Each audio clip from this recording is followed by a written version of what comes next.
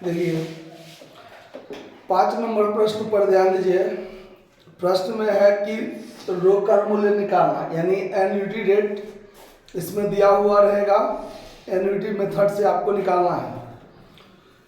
5 number प्रश्न कहता है कि श्री एक के सर्राफ ने 1/1/2008 को केजरीवाल एंड कंपनी से एक ट्रक किस्त भुगतान पद्धति पर खरीदा। ट्रक का रोकड़ मूल्य 2 लाख रुपया है। कीमत का भुगतान 63,840 रुपया तुरंत करना था, मतलब ये डाउन पेमेंट हो गया। बाकी 3 समान किस्तों में 31/12/2008 से 5% प्रतिवर्ष ब्याज के साथ प्रारंभ होने वाली थी। 3 वर्षों के लिए 5% के दर से 1 रुपया का जो वार्षिकी खरीद की जा सकती है वो 0.367215, ये आपका एन्युटी रेट दिया हुआ है। क्रेता ट्रक को 10% प्रतिवर्ष के दर से क्रमागत ह्रास लगाती है। तो सबसे पहले देखिए, इसमें आपको एन्युटी रेट जो दिया हुआ है और आपको कैश प्राइस दिया हुआ है, तो 1 रुपया का जो वार्षिकी रेट दिया हुआ है 0.367215, मतलब 1 रुपया से कम दिया हुआ है। तो आपको यहाँ क्या करना है, गुना कर लीजिए। जो शेष कैश प्राइस बचा हुआ है डाउन पेमेंट देने के बाद, उस शेष में गुना कर दीजिए, वो आपका इंस्टॉलमेंट निकल जाएगा। क्योंकि सवाल में आपको इंस्टॉलमेंट नहीं दिया हुआ है, तो सवाल में जो आपका कैश प्राइस है वो है 2 लाख रुपया, जिसमें से आप डाउन पेमेंट 63,000 कितना दे रहे हैं, 840 डाउन पेमेंट दे रहे हैं।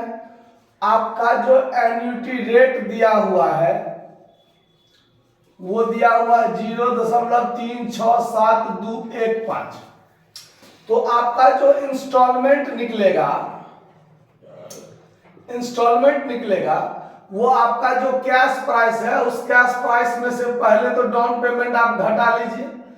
तो 2 लाख रुपया में से 63,840 को घटाइए, जो कैश प्राइस बचेगा उसमें 0.367215 से गुना कीजिए, वो आपका इंस्टॉलमेंट निकल जाएगा।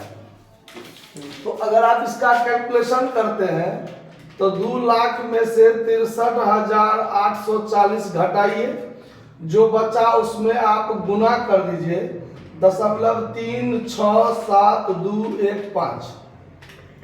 49,999 रुपया 99 इतना करके पैसा लगभग आया है। तो यानी कि आपका इंस्टॉलमेंट अप्रॉक्स जो हुआ वो 50,000 का इंस्टॉलमेंट हुआ। ठीक है, अब चलिए, अब आप क्या करना है, आपको अब कैलकुलेशन ऑफ इंटरेस्ट करना है। कैलकुलेशन ऑफ इंटरेस्ट करना है। अब ये कैसे निकालते हैं, देखिए यहां पर कैश प्राइस, यहां पर इंस्टॉलमेंट, और यहां पर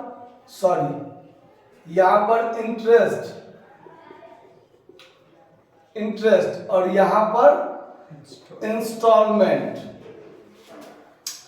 आपका कैश प्राइस 2 लाख रुपया का है, जिसमें कि आप डाउन पेमेंट 63,840 दे देते हैं। तो 63,840 जब आप घटा लीजिएगा तो आपको 1,36,160 यही बचता है। घटा कर देखिए तो शायद यही बचेगा। ठीक है, अब आपका 31/12/2008 को जब आपका फर्स्ट इंस्टॉलमेंट का टाइम आएगा 31/12/2008 को, तो 1,36,160 का 5% ब्याज लगता है कि हाँ 5% ब्याज लगाइए। तो कैलकुलेशन कीजिएगा 1,36,160 का 5% निकालिएगा तो 6,808 रुपया। 6,808 रुपया ब्याज का हुआ और आपका इंस्टॉलमेंट है 50,000 का। इसमें से 6,808 आप घटाइएगा तो बचेगा 43,192 रुपया। ठीक है, अब इसमें से आप 43,192 आप घटाइए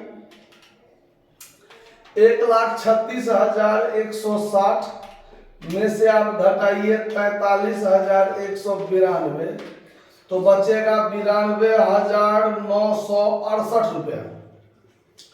अब अगला इंस्टॉलमेंट का टाइम आएगा 31/12/2009 को, तो 92,968 का 5% ब्याज निकलेगा। इसका 5% ब्याज निकाल दीजिए 4,648 रुपया। 4,648 रुपया 40 पैसा, उसको इग्नोर करके चलते हैं।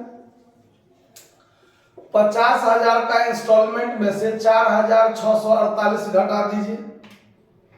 50,000 माइनस 4,648 45,352। 45,352 यहाँ आप घटा दीजिए। 92,968 में से घटेगा 45,352, बच गया 47,616। अब 31/12/2010 लास्ट इंस्टॉलमेंट के टाइम, और आपके पास इंस्टॉलमेंट की राशि पता है और कैश प्राइस पता है, तो अंतिम किस्त के समय यदि दोनों पता हो तो ब्याज लगाने की जरूरत नहीं है। सीधे 50,000 में से 47,616 घटा दीजिए। आपका जो निकलेगा वो ब्याज ही निकलेगा 2,384। 2,384 रुपया ब्याज। समझ में आया बात कि कोई दिक्कत हुआ समझने में? सो बोलिए। अब ये काम हो गया। अब आपको क्या करना है, तो अब आपको लगाना है ह्रास। अब ह्रास जब लगाइएगा calculation of depreciation, calculation of depreciation, तो डिप्रिसिएशन तो कैश प्राइस पर लगता है। तो फर्स्ट ईयर में 31/12/2008 को जब आप ह्रास लगाइएगा डिप्रिसिएशन बराबर, तो 2 लाख का 10% क्रमागत ह्रास है 20,000। तो रिटेन डाउन वैल्यू कितना बचेगा? 2 लाख में से 20,000 घटा दीजिए तो 1,80,000 बचेगा। फिर 31/12/2009 को लगाइएगा तो 1,80,000 का मतलब डिप्रिसिएशन जब लगाइएगा तो इसका 10% तो 18,000 डिप्रिसिएशन। तो रिटेन डाउन वैल्यू कितना बचेगा? 1,80,000 में से 18,000 घटा दीजिए तो 1,62,000 बचेगा। और जब तीसरे साल का डिप्रिसिएशन निकालिएगा, यहीं पर निकाल देते हैं। तीसरे साल का डिप्रिसिएशन 31/12/2010 को डिप्रिसिएशन बराबर तो 1,62,000 का 10% 16,200। तो रिटेन डाउन वैल्यू कितना बचेगा? 1,62,000 में से 16,200 घटा लीजिए तो यहाँ बचेगा 800 और यहाँ पर बचेगा 5। 15 में से 6 गया, सॉरी 1, 11 में से 6 गया था 5, और फिर यहाँ पर 15 में से 1 गया था 14। ठीक है। अब चलिए, अब सवाल में कहता है, वैसे नहीं घसीटिए। अब देखिए, अब सवाल में कहता है कि ट्रक खाता बनाइए, विक्रेता खाता बनाइए और ब्याज संदेह खाता बनाइए। मतलब AK सर्राफ के पुस्तक में, और AK सर्राफ जो है वो परचेजर है। क्या है? परचेजर। तो आपको बनाना है इन द बुक्स ऑफ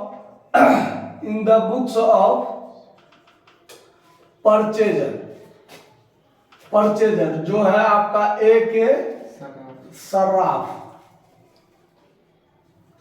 ठीक है। अब इसमें सबसे पहले बनाना है वेंडर का खाता। पहले कहता है ट्रक ए का खाता, तो चलिए पहले ट्रक ए का खाता बना लेते हैं। ट्रक अकाउंट,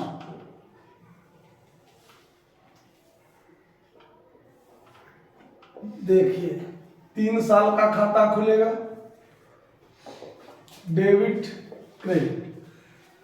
तो ट्रक अकाउंट जो खुलेगा तो डेबिट से 2008 जनवरी 1 2008 जनवरी 1 को यहां पर हो जाएगा टू वेंडर अकाउंट। क्या होगा, परचेजर के पुस्तक में जब जर्नल बनाइएगा तो assets account DR to vendor account बनता है। Assets account DR, interest suspense account DR to vendor. तो एसेट्स है डीआर में, तो डीआर में टू वेंडर, और वेंडर का नाम है Kejriwal and company. Kejriwal and company account. देखिए 2 लाख रुपया में संपत्ति खरीदा है ना, तो 2 लाख का यह चर्चा होगा। 2008 दिसंबर 31 को सीधे हम लोग बाय डिप्रिसिएशन लगाएंगे। तो डिप्रिसिएशन कितना लगा है फर्स्ट ईयर में, यहां देखिए 20,000 लगा है ना, 20,000। अब यहां पर जोड़ घटाव कर लेना है। तो यहां हुआ 2 लाख, यहां भी 2 लाख, और ये घटेगा तब बचेगा 1,80,000, जो आपका बाय बैलेंस सीडी रह जाएगा। फिर 2009 जनवरी 1 को टू बैलेंस बीडी करना है 1,80,000 रुपया। फिर 2009 दिसंबर 31 को बाय डिप्रिसिएशन अकाउंट कितना लगाना है, 18,000, इसी का 10%। फिर यहां पर बंद करना है खाता 1,80,000, 1,80,000, और यहां हो जाएगा बाय बैलेंस सीडी, जो यहां 1,62,000 हो जाएगा। 2010 जनवरी 1 को टू बैलेंस बीडी 1,62,000। फिर 2010 दिसंबर 31 को बाय डिप्रिसिएशन अकाउंट 16,200। फिर यहां खाता क्लोज होगा, तो यहां पर 1,62,000, 1,62,000 जो बचेगा बाय बैलेंस सीडी। तो यहां 1,45,800 बचा था, 1,45,800। क्लियर बात। यहां जगह बचा हुआ है, इंटरेस्ट सस्पेंस अकाउंट यहां खुल सकता है।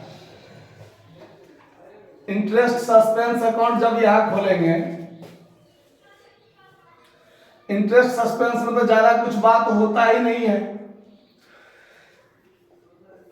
जर्नल एंट्री दिमाग में रहेगा। तो डेबिट साइड में क्या होगा, यहां पर टू वेंडर यहां भी होगा, to Kejriwal and company account होगा ना। परचेजर के पुस्तक में आप क्या बनाइएगा, एंट्री, पहला entry assets account DR, interest suspense account DR to vendor बनाना है ना। तो डेबिट में टू वेंडर होगा कि नहीं होगा। 2008 जनवरी 1 को कितना रुपया इंटरेस्ट सस्पेंस आप लगाइएगा, तो इंटरेस्ट सस्पेंस देख लीजिए, यहां पर दिखा देते हैं। ब्याज लगा है 6,808, 4,648 और 2,384, यही ना। पूरा जोड़िए तो 8 8 16, 4 20 के 0 हाथ में 2, 8 4 12, 2 14 के 4 हाथ में 1, 6 3 9 1 10 8, 18 के 8 हाथ में 1, 6 4 10 2 12 1 13, 13,840 रुपया क्या लगा है, टोटल ब्याज लगा है। तो यहाँ पर 13,840 रुपया क्या हो जाएगा ब्याज का, एक बार में टोटल जोड़ के। उसके बाद क्या होगा, तो यहां पर हो जाएगा 2008 दिसंबर 31 को bye interest account, bye interest account पहला ब्याज कितना 6,808 रुपया का खत्म होगा। अब यहां पर 13,840 और यहां जो बचेगा वो बाय बैलेंस सीडी। तो यहां कितना बच जाएगा, घटाकर देखिए तो 7,032। फिर यहां पर 2009 जनवरी 1 को टू बैलेंस क्या हो जाएगा बीडी 7032। फिर 2009 दिसंबर 31 को जब ब्याज लगाएंगे तो बाय इंटरेस्ट अकाउंट हो जाएगा। तो इंटरेस्ट कितना लगेगा 4648, 4648। फिर यहां पर खत्म करेंगे 7032, 7032 जो बचेगा वो बाय बैलेंस सीडी कितना बचेगा 2384। फिर यहां पर ले आइए 2010 जनवरी 1 को टू बैलेंस बीडी 2384, 2010 दिसंबर 31 को जब ब्याज लगाएंगे तो फिर बाय इंटरेस्ट अकाउंट 2382 और अंतिम साल है बराबर हो गया है। तो टोटल करने की जरूरत नहीं है, करना हो तो कर दीजिए। तो ये इतना बन गया। अब इसको हम मिटाएंगे, उसके बाद बताएंगे वेंडर अकाउंट। तो आप लोग इसको पहले नोट कर लीजिए और बाकी आप लोग देख रहे हैं वो स्क्रीनशॉट ले लीजिए। चलिए अब यहाँ पर बनाइए वेंडर अकाउंट। तो वेंडर है कौन केजरीवाल एंड कंपनी अकाउंट। अब उसका खाता बनाइए।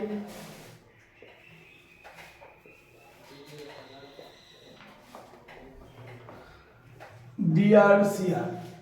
तो वेंडर अकाउंट के क्रेडिट साइड में खुलेगा, सबसे शुरुआत होगा क्रेडिट साइड से। तो 2008 जनवरी 1 को क्रेडिट साइड में दोनों चीज होगा। बाय ट्रक अकाउंट भी होगा जो कि 2 लाख से होगा और बाय इंटरेस्ट सस्पेंस भी होगा। इंटरेस्ट सस्पेंस अकाउंट कितना से 13,840 इतना से। अब यहां पर देखिए यहां पर क्या सब होगा 2008 जनवरी 1 को to cash account down payment किया था। डाउन पेमेंट 63,840 का पेमेंट किया था। और फिर दिसंबर 31 को किस्त का पेमेंट किया था। तो टू कैश अकाउंट किस्त कितना का है 50-50 हजार का है। तो ये जोड़कर हो जाएगा 2,13,840, 2,13,840 और इतना घट जाएगा तो यहाँ बचेगा 1 लाख। कितना बचेगा 1 लाख बचेगा जो होगा आपका टू बैलेंस सीडी। अब 2009 जनवरी 1 को यहाँ क्रेडिट में क्या कीजिएगा बाय बैलेंस बीडी 1 लाख। और फिर 2009 में दिसंबर 31 को आप सीधे किस्त का पेमेंट कीजिएगा 50,000 का। जर्नल नहीं याद रहेगा तो ये सब कंफ्यूजन होगा खाता बनाने में। जर्नल कॉन्फिडेंस के साथ याद रखिए। 1 लाख फिर 50,000 पेमेंट कर दिए, बच गया 50,000 जो रह गया टू बैलेंस सीडी।